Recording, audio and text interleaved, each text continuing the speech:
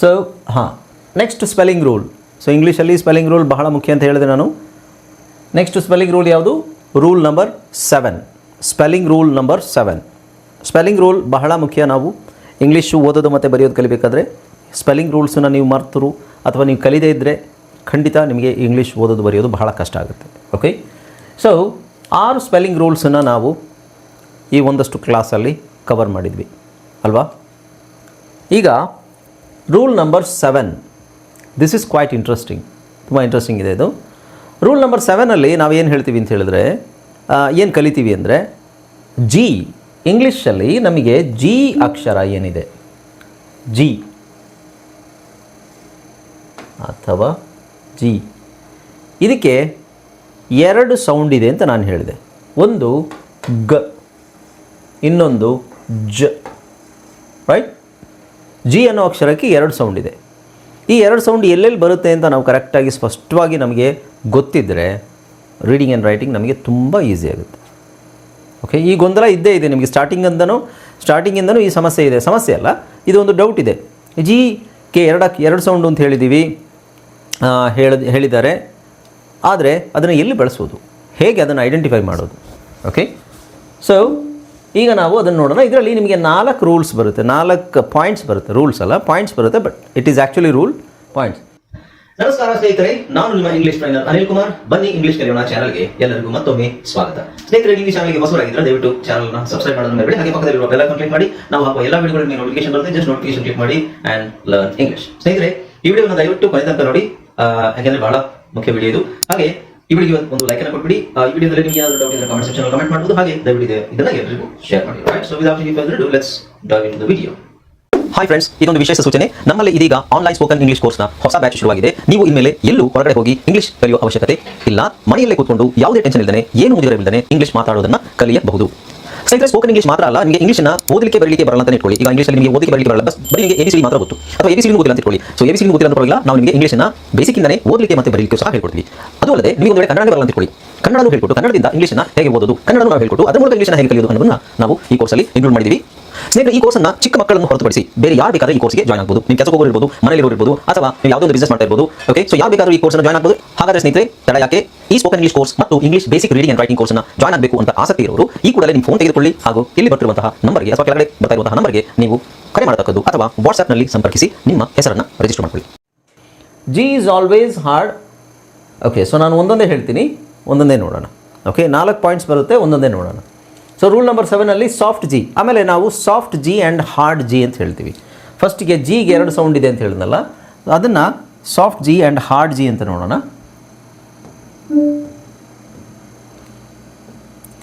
Okay, ಯಾ, G, ಇದು ಗ, ಇನ್ನೊಂದು ಜ. ಓಕೆ, ಸಿ ಗ ಅಂತ ಏನು ಹೇಳ್ತೀವಿ, ಇದಕ್ಕೆ ನಾವು ಹಾರ್ಡ್ ಜಿ ಅಂತ ಹೇಳ್ತೀವಿ. ಹಾರ್ಡ್ ಅಂದರೆ ಗ, ಹಾರ್ಡ್. ಓಕೆ, ಹಾರ್ಡ್, ಇದು ಹಾರ್ಡ್ ಅಂತ ಅನ್ಕೊಳ್ಳೋದಲ್ಲ, ಇದೇ ಹಾರ್ಡು. ಈ ಜ ಅಂತ ಏನು ಹೇಳ್ತೀವಿ, ಇದು ಸಾಫ್ಟ್. ಓಕೆ, ಸೊ ನಾವು ಸೌಂಡ್ಸನ್ನು ಐಡೆಂಟಿಫೈ ಮಾಡಬೇಕಾದ್ರೆ ಅದನ್ನು ಸಾಫ್ಟ್ ಆ್ಯಂಡ್ ಹಾರ್ಡ್ ಜಿ ಅಂತ ಹೇಳಬೇಕು. ಸಾಫ್ಟ್ TH, ಹಾರ್ಡ್ TH ಅಂತ ಹೇಳಬೇಕು. ಸೌಂಡ್ಸನ್ನು ಸಾಫ್ಟ್ ಮತ್ತು ಹಾರ್ಡ್ ಅಂತ ಕ್ಯಾಟಗರೈಸ್ ಮಾಡ್ತೀವಿ. Okay, right. ಸೊ ಜಿನ ನಾವು ಗ ಅಂತ ಹೇಳಿದ್ರೆ ಅದು ಹಾರ್ಡ್ ಜಿ, ಜಿನ ನಾವು ಜ ಅಂತ ಹೇಳಿದ್ರೆ that is soft G. Okay, ಇದು ನೆನಪಲ್ಲಿ ಇಟ್ಕೊಳ್ಳಿ. ರೈಟ್, ಈಗ first point which is the first rule, ಇದೇನು ಹೇಳುತ್ತೆ ಅಂದರೆ AUOL ಮತ್ತು R ಅಕ್ಷರಗಳು. ಯಾವ್ಯಾವ ಅಕ್ಷರಗಳು? AUOL ಮತ್ತು R ಅನ್ನೋ ಅಕ್ಷರಗಳು ಜಿ ಆದ ನಂತರ ಬಂದರೆ ಜಿ ಅಕ್ಷರದ ಉಚ್ಚಾರಣೆ ಗ ಆಗುವುದು. ಏನು? AUOL ಮತ್ತು R ಅಕ್ಷರಗಳು ಜಿ ಅಕ್ಷರದಕ್ಕಿಂತ ಮುಂಚೆ ಜಿ ಆದಮೇಲೆ ಬಂದರೆ ಆ ಅಕ್ಷರ, ಆ ಜಿ ಏನಿದೆ ಅದು ಗ ಅಂತ ಹೇಳಬೇಕಾಗುತ್ತೆ. ಎಕ್ಸಾಂಪಲ್ ನೋಡಿದ್ರೆ ಗೊತ್ತಾಗುತ್ತೆ. ರೂಲ್ ನೋಡಿದಾಗ ನಿಮಗೆ ಸ್ವಲ್ಪ ಕನ್ಫ್ಯೂಸಿಂಗ್ ಅನಿಸುತ್ತೆ. ಎಕ್ಸಾಂಪಲ್ ನೋಡಿ, ಈಗ ಜಿ ಆದಮೇಲೆ ಎ ಬಂದಿದೆಯಾ? So A. ಜಿ ಆದಮೇಲೆ ಯು ಬಂದಿದೆಯಾ? ಇಲ್ಲಿ ಯು ಇದೆ. ಜಿ ಆದಮೇಲೆ ಓ ಬಂದಿದೆಯಾ? ಓ. ರೈಟ್. ಇಲ್ಲಿ ಜಿ ಆದಮೇಲೆ ಎಲ್ ಇದೆಯಾ, ಎಲ್.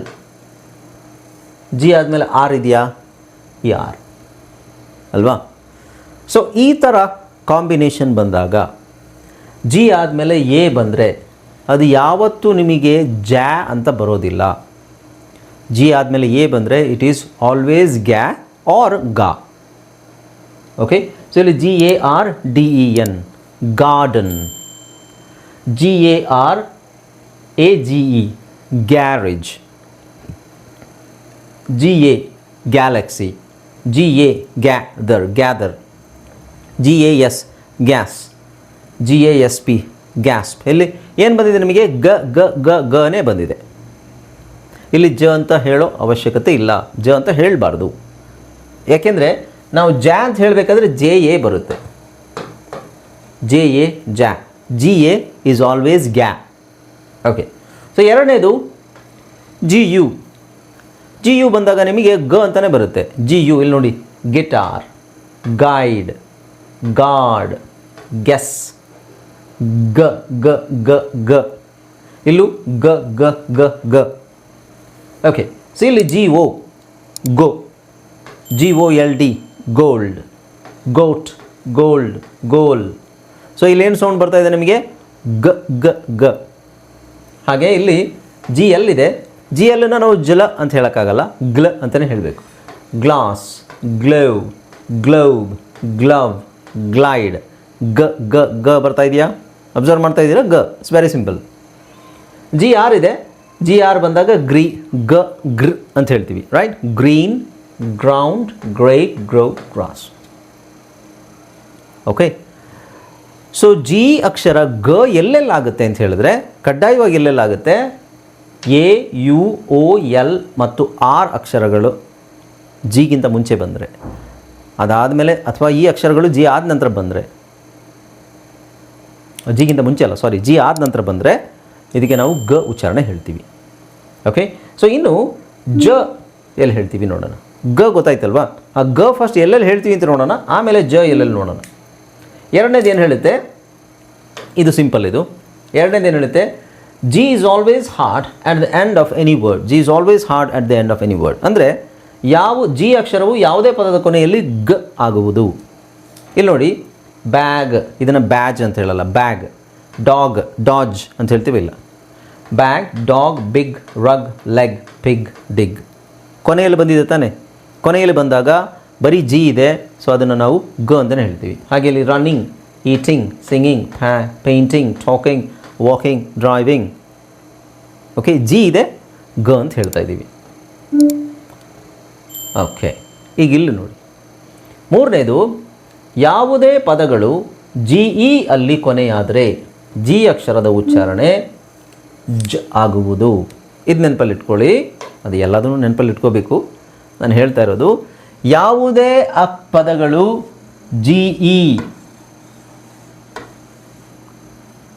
ಜಿ ಮತ್ತು ಇ ಅಲ್ಲಿ ಕೊನೆಯಾದರೆ, ಬರೀ ಜಿ ಅಲ್ಲ, ಬರೀ ಜಿ ಅಲ್ಲಿ ಕೊನೆ ಆದರೆ ಗ ಅಂತ ಹೇಳಬೇಕು.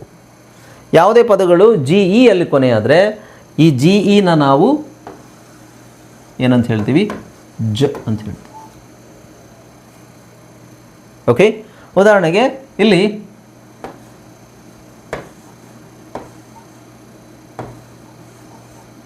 ಇದೇನಾಗುತ್ತೆ, R A G, rag, rag, rag, ಗ ಅಂತ ಹೇಳ್ತಾ ಇದ್ದೀವಿ. ಅದೇ ನಾವಿಲ್ಲಿ ಇ ಹಾಕಿದ್ರೆ ರ್ಯಾಗ್ ಆಗಲ್ಲ, ಇಟ್ ಈಸ್ ರೇಜ್, ರೇಜ್. ರೇ ಯಾಕಾಗುತ್ತೆ, ಇಲ್ಲಿ ಇ ಇರೋದ್ರಿಂದ ಪಕ್ಕದಲ್ಲಿರೋ ವಾವೆಲ್ ಏನಿರುತ್ತೆ ಅದು ಲಾಂಗ್ ವಾವೆಲ್ ಆಗುತ್ತೆ.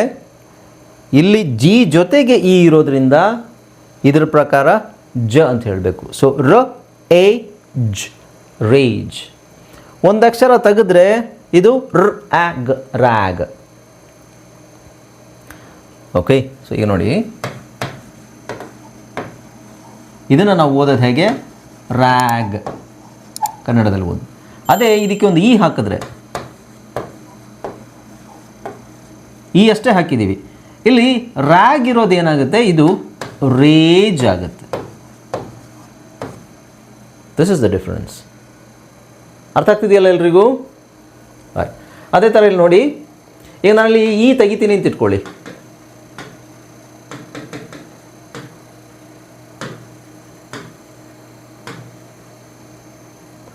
ಈ ಇಲ್ಲ ಅಂದರೆ ಇದರ ಉಚ್ಚಾರಣೆ ಏನಾಗುತ್ತೆ ಗೊತ್ತಾ? STAG stack. ಯಾಕೆ ಹೇಳಿ? ಇದಕ್ಕಿಂತ ಮುಂಚೆ ನಾನೇನು ಹೇಳಿದೆ, ಕೊನೆಯಲ್ಲಿ ಜಿ ಬಂದರೆ ಅದನ್ನು ಗ ಅಂತ ಹೇಳಬೇಕು. So STAG stack, STAGE stage, PAG ಪ್ಯಾಗ್, PAGE page. So ಇದು ಈ ಥರ ಬರೋದಿಲ್ಲ ವರ್ಡ್ಸು, ಜಸ್ಟ್ ನಾನು ಸುಮ್ಮನೆ ಹೇಳ್ತೇನೆ. ಸೊ ಗೇಜ್, ಗ್ಯಾಗ್ ಅಂತ ಆಗ್ಬೋದು, ಗೇಜ್. ಎಂಗ್ಯಾಗ್, ಎಂಗೇಜ್. ಸೊ CHANG ಚಾಂಗ್. ಈ ಹಾಕಿದ್ರೆ ಚೇಂಜ್. ಅರ್ಥ ಆಯ್ತಾ? ಸೊ ಯಾವುದೇ ಪದದಲ್ಲಿ, ಇಂಗ್ಲೀಷಲ್ಲಿ ಯಾವುದೇ ಪದದಲ್ಲಿ ನಿಮಗೆ GE ಕೊನೆಯಲ್ಲಿ ಬಂತ ಅದನ್ನು ಜ ಅಂತಲೇ ಹೇಳಿ, ಅಥವಾ ಜ ಅಂತ ಹೇಳಬೇಕು, ಅಥವಾ ಝ್ ಅಂತ ಹೇಳ್ಬೋದು. ಎರಡು ಸೌಂಡ್ ಇದೆ, ಬಟ್ ಬೇಸಿಕ್ಲಿ 99.9% ವರ್ಡ್ಸ್ ನಿಮಗೆ ಜ ಅಂತಲೇ ಬರೋದು. ಓಕೆ, ಇಲ್ಲಿ ನೋಡಿ, change, range, large, cage, manage, message, age, page, cage, rage, gauge. GE ಬಂದರೆ ಜ. ಓಕೆ, ಅದೇ ಥರ ಯಾವುದೇ ಪದದ ಕೊನೆಯಲ್ಲಿ ನಮಗೆ ಜಿ ಜೊತೆಗೆ ಡಿ ಬಂದರೆ DGE. DGE ಬಂದರೆ ಡಿ ಸೈಲೆಂಟ್ ಆಗಿರುತ್ತೆ, GEನ ಜ ಅಂತ ಹೇಳಬೇಕು. ಸೊ ಇದೊಂದು ಸಿಂಪಲ್ ರೂಲು. ಕರೆಕ್ಟಾಗಿ ನೀವು ಅರ್ಥ ಮಾಡಿಕೊಂಡ್ರೆ ನಿಮಗೆ ಗೊಂದಲ ಇರೋದಿಲ್ಲ, ಕನ್ಫ್ಯೂಷನ್ ಇರೋದಿಲ್ಲ. ಅರ್ಥ ಆಯ್ತಾ?